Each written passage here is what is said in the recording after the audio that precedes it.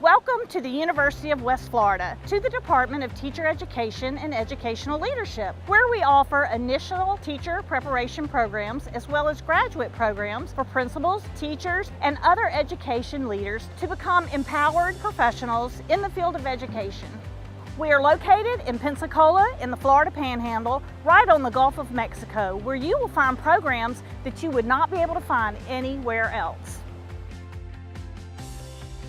ABA is taking the scientific principles of behavior and applying them to people to help them learn, to help them make changes in their behavior. The online ABA course sequence at the University of West Florida is different because we have interactive live online classes that are taught by board certified behavior analysts that work in the field. So students have the flexibility of online learning, but they still get the real classroom experience, and it prepares students to become a board certified behavior analyst or board certified assistant behavior analyst. And those are internationally recognized credentials that enable students to work in the field of applied behavior analysis. Getting my bachelor's degree and entering the work field, I wasn't really sure about what I was going to do, but with the ABA program, it led me here, which is basically what I want to do in my career. It's a lot of fun. You're working with kids and you're getting to see firsthand what life's going to be like if you choose to continue with this field. The assignments, the classes have all gotten me really excited about using ABA and taking that career path. It's the applied part of ABA where you can take an idea and see it come to life, and you can see it happen with the children. And it makes a huge difference in their lives to know that they're supported and that there are people here who can help them, and it makes me happy that we can make that impact on their lives. The Lionfish Project is one way that the University of West Florida engages the surrounding community in a research project. We are participating in the DNA barcoding of the lionfish prey. Lionfish are an invasive species, so it goes right along with my curriculum. So that's an awesome partnership, to be able to bring college students into my classroom. It feels cool because you usually feel like you can't do much, especially right now at my own age, and seeing the professors coming in, it was kind of like, oh hey, this thing that they're doing, I can do this too and I can help with it. So it's nice that they actually get to perform real science, like scientists, in a citizen science project and become part of society. I had students want to cancel Disney trips because they wanted to come to school. So to get kids, 8th graders, to not want to leave science class, it's awesome. It's just a lot cooler to know, to see it in front of you and be able to be a part of finding out what it is. And They're all engaged, they're all smiling, they're all enjoying it, and they also realize the importance of the work that they're doing, because they are doing work that's beneficial. Well, we got the lionfish, and then we dissected it, and we got the stomach out. We're trying to find out what kind of prey they're eating and how much they're eating, how often they're eating. If the lionfish are consuming the red snapper, then that's a huge impact on the local economy. It was a way to bring something that was current and going on with our community into my classroom. We also want to help them to develop positive attitudes in terms of science. It's cool because you can kind of see where you can go with it. Like, okay, if you continue with science. They loved it. They love this. They love every part of the lionfish lab and investigating it. To have that passion. And then watching young people find a love of science. Maybe that's contagious and that it's a bug. Catch it. Teach Live is basically a mixed reality teaching environment that supports teacher practice in pedagogy, content, and stress management skills.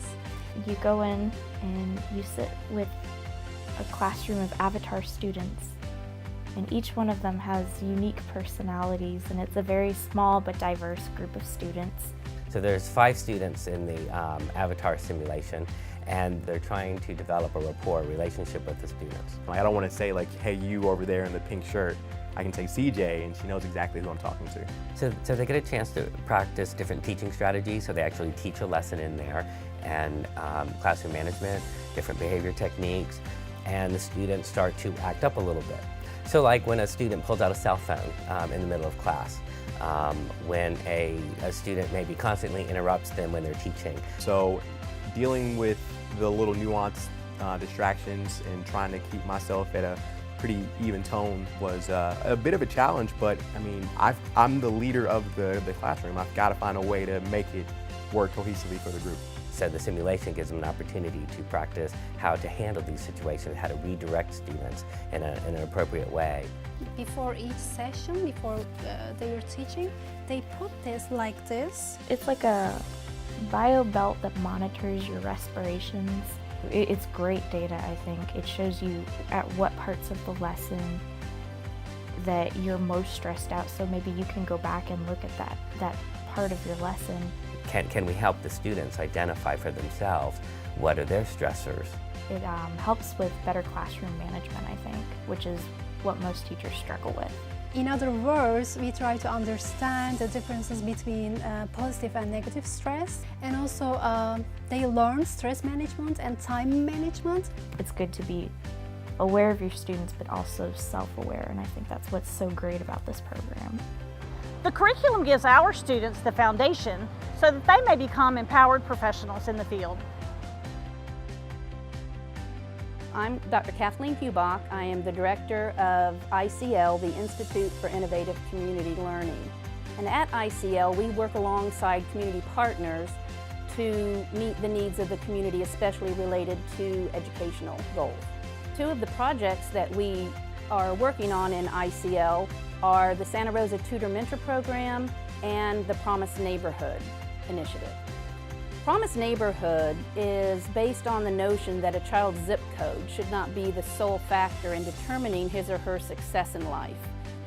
We are collaborating with local government and with nonprofits, businesses, and Escambia County schools to provide these services for high poverty areas of Pensacola. We are working alongside Weiss Community School and other elementary schools, middle and high schools, to provide a pipeline from cradle to career. This relationship between the community and UWF really benefits our students because it provides opportunities for research.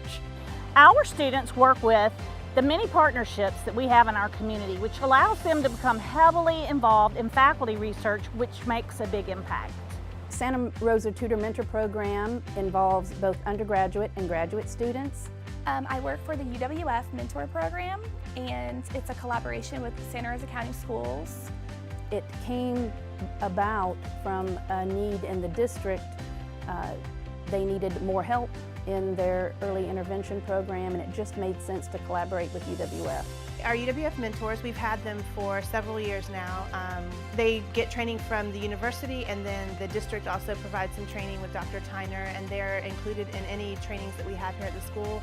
They're really a huge part of our program. And I come in every day and I work with children from the ages of kindergarten to 3rd grade with the Tyner method, which is working with children on their reading and writing skills. But when you come in every day and you're here for a certain amount of time, you get to see more, I think, than just a regular practicum being isolated in one classroom. They have the chance to collaborate with other teachers. As a student, it definitely allows me to put the skills that I'm learning in my classes at UWF to practice every day. All the things that I'm learning in my courses, I'm able to come in, I'm able to do hands-on. It is amazing thing to see our students already showing a level of expertise that you would not expect so early in the program. I love my job. I love this opportunity that we were given, and I would definitely suggest anyone that is interested in teaching to look into this job. Investigator Strategies is the first course in a 3-course series that students take in the master's degree program. So it is the basic introductory course that teaches students basic library skills, knowledge and skills that you would need for conducting research, and basic terminology. This course gives a comprehensive view of American Psychological Association, or APA style manual guidelines. So research practicum is the second course in the sequence, and actual research is the final course. Typically, students take these the last 2 courses of their program. So research practicum maybe take it in the fall, and then action research they would take in the spring, and then typically graduate. Research practicum is the course wherein students learn how to develop a research topic, a problem, a question that they're interested in. Then they would conduct an experiment, and that would come in action research. So during research practicum, it's all the groundwork. They do the reading, the synthesizing of the literature, the writing of their problem statements, their research questions, and then they develop their methodology. Each course leads to the other. Investigative strategies builds the foundation, which leads to the practicum, where you work with the data, and then the final action research, where you put your project together. Our classes are online, which does make it comfortable and easy for students to work around their schedule. There's a lot of flexibility built in online classes. I have students that are in Korea, I have students who are in California, I have students who are in Pensacola. What they find out when they start asking questions is that, oh, they're having the same kinds of problems out in California that I'm having over here in New York. They might ask themselves, I wonder if there's a better way to teach this. Wonder what the research says about this. Once we start talking about the scientific method and the elements of the research process, it makes a lot more sense. They'll use those strategies, and that's what this is about. It's more of that personalization of teaching. It brings in the art of teaching, not just the science of teaching. We invite you to discover the wonderful world of education by making waves at the University of West Florida. For more information about the University of West Florida's Teacher Education and Educational Leadership Department, just visit us on the website at uwf.edu.